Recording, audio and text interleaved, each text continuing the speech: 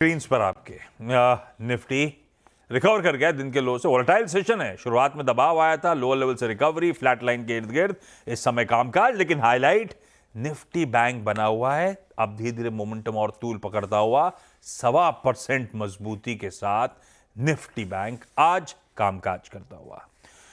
लेकिन चलिए आज के मैनेजमेंट से चर्चा। फिनोलेक्स इंडस्ट्रीज, दिखाइए नतीजे, दिखाइए स्क्रीन पे स्टॉक। हमारे साथ हैं MD Ajit Venkataraman sir. Ajit sir, good afternoon, thank you so much जुड़ने के लिए। आपको फेस्टिव ग्रीटिंग्स सर। कमजोर क्वार्टर है, Q2 में ओवरऑल वॉल्यूम ग्रोथ केवल 9%, आय 6% गिरी, यानी कि रियलाइजेशंस अभी भी शायद दिक्कत में, चैलेंजिंग है। कब तक स्थिति सुधरेगी अजीत सर? ये आमतौर पे हम लोग सुनते तो हैं कि पाइप्स की डिमांड तो बड़ी स्ट्रांग है, सरकारी स्कीम्स हो, कुछ भी हो, वो परकुलेट होके फाइनेंशियल्स में क्यों नहीं दिखता सर? क्वार्टर 2 जो है सब टाइम वीक होता है, क्योंकि अच्छा। रेनी सीजन में काफी वीकनेस दिखाई देती है। हर साल हाँ। क्वार्टर 2 में वीकनेस होती है। सो इस साल भी वही ट्रेंड दिखाई दे रहा है। लेकिन ये साल और एक इंसिडेंट हुई जिसमें पीवीसी प्राइसेस जो है मिड जून से 97-98 रुपीस पर केजी से घट के 77-78 रुपीस तक आ गई थी। इसके कारण रियलाइजेशन में काफी इम्पैक्ट हुआ, क्योंकि प्राइसिंग जो है वो एकदम वेरी एफिशिएंट है, और जब पीवीसी की प्राइस घटती है तो मार्केट में इसे पास ऑन करना पड़ता है। इसके कारण रियलाइजेशन में काफी इम्पैक्ट हुआ, लेकिन ये एबरेशन है। पूरे ईयर के हिसाब से वो नॉर्मलाइज होने का संभव है। मतलब ये Q2 का पेन था, होपफुली पीवीसी कीमतें नॉर्मलाइज होंगी और सब्सिक्वेंट यानी कि करंट Q3 और Q4 शायद हालात पटरी पे लौटते हुए नजर आए। इसी पीवीसी पाइप्स की वोलेटिलिटी को देखते हुए, क्योंकि वो आपके हाथ में है नहीं, तो बीच में अपडेट आया था कि आप लोग प्रोडक्ट मिक्स में बदलाव करेंगे, उससे मार्जिन्स को सुधारने की कोशिश होगी। वो एफर्ट के चलते नॉन एग्री की तरफ थ्रस्ट देने का मन था। अजीत सर, क्या अपडेट है? पहले तो एग्री नॉन एग्री का इस समय कुल रेवेन्यूज में कंट्रीब्यूशन कैसा है, और वो प्रोडक्ट मिक्स को सुधारने की तरफ कितना बढ़ चुके हैं हम लोग? प्रोडक्ट मिक्स में तो सुधार है। हाँ। इस क्वार्टर में 60-40 का स्प्लिट था, 60 हाँ। एग्री और नॉन एग्री 40%।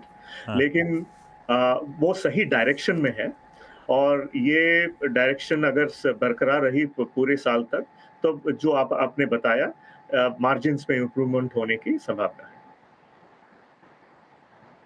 अच्छा, जब एग्री से नॉन एग्री पे थ्रस्ट, तो रियलाइजेशन ज़्यादा बेहतर होंगे, इसीलिए प्रोडक्ट में सुधरेगा। रियलाइजेशंस में डिफरेंशिएशन क्या है दोनों का, कैसे डिफर करते हैं? और जब आप नॉन एग्री की तरफ थ्रस्ट बढ़ाओगे सर, तो फिर फिनोलेक्स को ब्रांडिंग और प्रमोशन, डिस्ट्रीब्यूशन, इन सब के लिए अलग से और एफर्ट डालना पड़ेगा। सही बात है।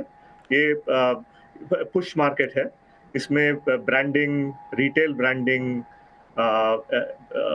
इन्फ्लुएंसर एंगेजमेंट, काफ़ी चीज़ों पर ध्यान देना पड़ती है।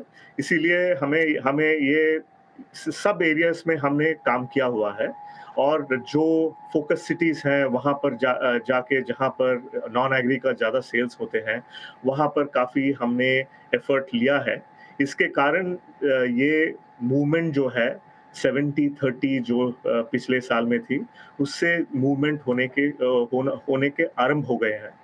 लेकिन ये जो मूवमेंट है वो 2 या 3 साल लगेगी, बट तो वी फिर आर दो हेडिंग इन सवाल, द राइट हाँ, डायरेक्शन। दो सवाल फिर मेरे जहन में। पीवीसी प्राइसेस होपफुली स्टेबलाइज होंगी, लेकिन एक्स्ट्रा पुश कर रहे होगे आप नॉन एग्री को थ्रस्ट देने के लिए। जी हाँ। तो इस क्वार्टर में तो मार्जिन्स लिटरली कोलैप्स हो गए थे।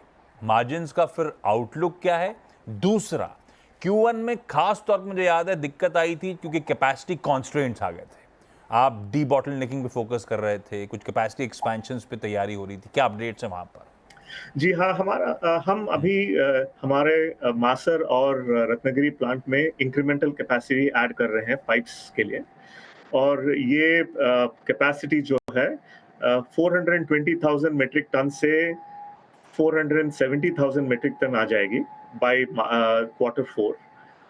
इसके कारण हमारा ओवरऑल कैपेसिटी जो है फिटिंग्स जो 50,000 मीट्रिक टन से कैपेसिटी है, सब मिला के 520,000 मीट्रिक टन तक चली जाएगी Q4 तक। सो ये जो है ये काफ़ी हमें फ्यूचर के लिए नेक्स्ट 2 to 3 इयर्स के लिए मदद देगी। ओके इन अजीत टर्म्स ऑफ सर। मार्जिन्स, हाँ मार्जिन्स के बारे में आपने बताया था, हाँ margin should normalize to about EBIT of 11 to 12 rupees for the entire year. Okay Ajit sir चलिए